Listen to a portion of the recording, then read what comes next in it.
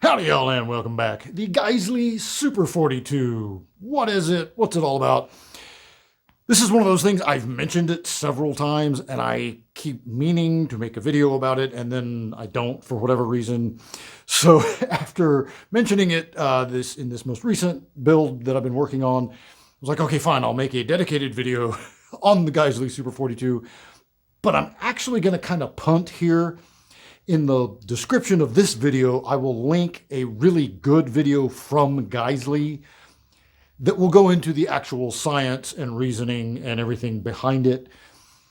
This video that I'm making is just my experience with them and why I run them as opposed to other options. So let's take it over the table and get a little bit closer look. All right, so let's get up close on this guy. And what you see is what, at a glance, looks like a standard buffer and spring. And then as you get closer, you can tell that it is 3 strands of wire braided together and then coiled.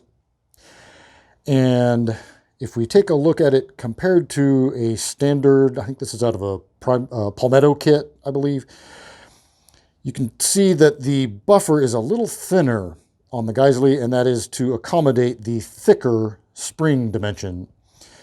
So this buffer would slide into this spring, but this buffer will get hung up at the kind of that top lip right there. The spring will just stop there. So that is why they come together as a set.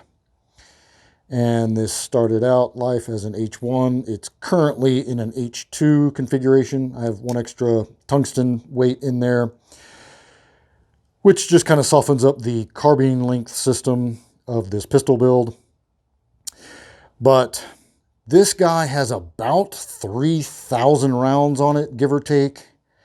And that is pretty darn clean looking.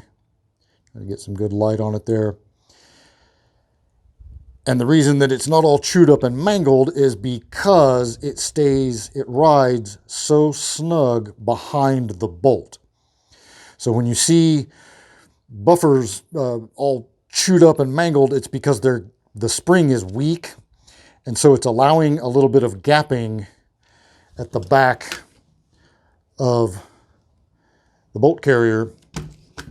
And that little bit of gapping allows them to bang on each other. The way I explained it in a comment the other day is it's kind of like when you're shooting a rifle and you don't have it pulled up tight enough into your shoulder, and any little bit of gap there, when you pull the trigger, rifle recoils and it comes back and slaps into your shoulder. So that's why you pull them in tight. Same kind of concept here. You want the buffer and the bolt carrier to be extremely tight as they cycle back and forth, and that way you don't get any bolt bounce and you don't have extra wear on the buffer itself. So that's kind of it in a nutshell. Again, reference the video that I've put in the description of this video from Geissele to get into the whole science of it all. It's a pretty interesting video. So why do I run these? More than performance, honestly, it's the sound. I cannot stand the sound of a mil-spec buffer and spring crunching and sliding and banging around inside of a buffer tube. It absolutely just drives me nuts. I hate it. I've hated it since 1993 in basic training on the M16A2. I was like, what is that sound? Why does it do that? And I've hated it ever since. And it fixes that. It just muffles everything, tones it down.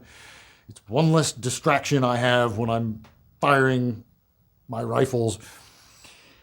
Performance-wise, yes, they will arguably last much longer and give better performance throughout the lifespan of your weapon system. It'll probably outlive your barrel.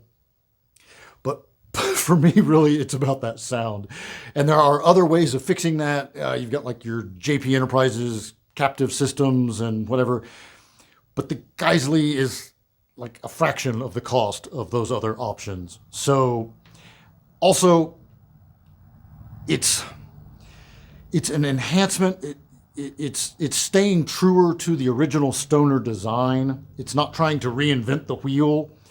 It's just improving on what was already there, if that makes sense. And for some reason, I like that. I like that it's basically the same original concept, just better.